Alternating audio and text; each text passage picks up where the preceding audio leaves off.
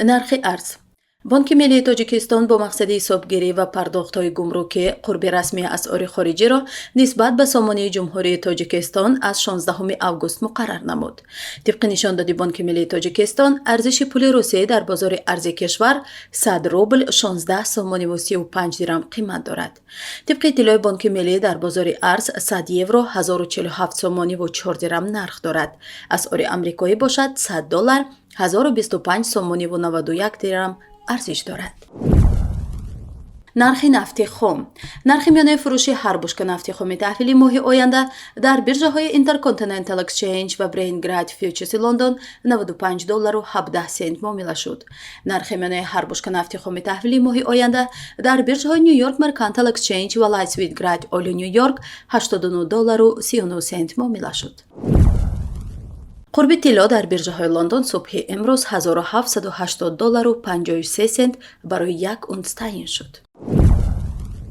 дар шаҳри Норак форуми рушди ҳамкории вилояти хатлони Тоҷикистон ва вилояти Сурхандарёи Ӯзбекистон баргузор гардид. дар доираи форум байни ду вилояти ҳамҷавори ду кишвар 23 санади ҳамкорӣ ба имзо расидааст. ба иттилои ҳукумати вилояти Хатлон миёни Хатлону Сурхандарё аз ҷумла харитаи роҳ, ёддошти тафоҳуми ҳамкорӣ дар соҳаи сайёҳӣ, 15 шартнома барои сармоягузорӣ, 6 шартнома барои молу маҳсулот ба маблағи 26.6 миллион доллар ба имзо расонида шуд. мақомоти вилояти Хатлон зикр карданд имзои ин созишномаҳои нав ба пешрафти ду вилоят мусоидат хоҳад кард. тибқи маълумоти кумитаи андоз дар 6 моҳи соли ҷорӣ 23 ширкати хориҷӣ ки дар Тоҷикистон ба хизматрасониҳои электронӣ машғуланд зиёда аз 1.5 миллион сомонӣ ба буҷаи кишвар андоз аз арзиши иловашуда ворид сохтанд. бино ба иттилои манбаъ ширкатҳои Google Commerce Limited, Meta Platforms Ireland Limited, Apple Distribution International Limited, Netflix International, Amazon Web Service, Amisarl ва ғайраҳо айни ҳол ҳамчун андозсупоранда дар мақомоти андози Тоҷикистон ба қайд гирифта шудаанд. дар Ховалин бо фишори соҳибкорони ширкатҳои заршӯӣ садҳо нафар сокинон ки ба заршӯӣ машғул буданд кори худро тарк карданд. ин ҳам дар ҳолест ки тӯли чанд соли охир бо иҷозаи ҳукумати Тоҷикистон сокинон дастӣ тилло ҷустуҷӯ мекарданд.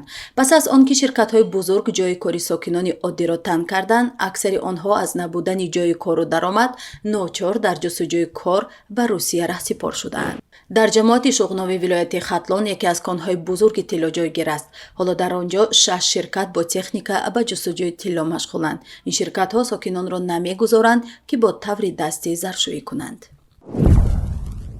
صادراتی алюминий از توجیکستان به ترکیه در ماه‌های январ-июни соли ҷорӣ 70 миллиону 100 ҳазор долларро ташкил дода аст ки нисбат ба ҳамин давраи соли гузашта ки 67 миллиону 100 ҳазор доллар буд 4.4% бештар аст. صادراتی алюминии тоҷикистон ба туркия ба ҳисоби миқдорӣ 23094 тоннаро ташкил дода аст. гуфта мешавад ки туркия дар моҳҳои январ-июни соли 2022 воридкунандаи аслии алюминии тоҷикистон шуд. дар ҷои дуюм дар ин нишондиҳанда ӯзбекистон ба маблағи 10 миллиону 600 ҳазор доллар аст. даромади умумии Тоҷикистон аз содироти алюминий дар ин муддат 88 миллион долларро ташкил додааст.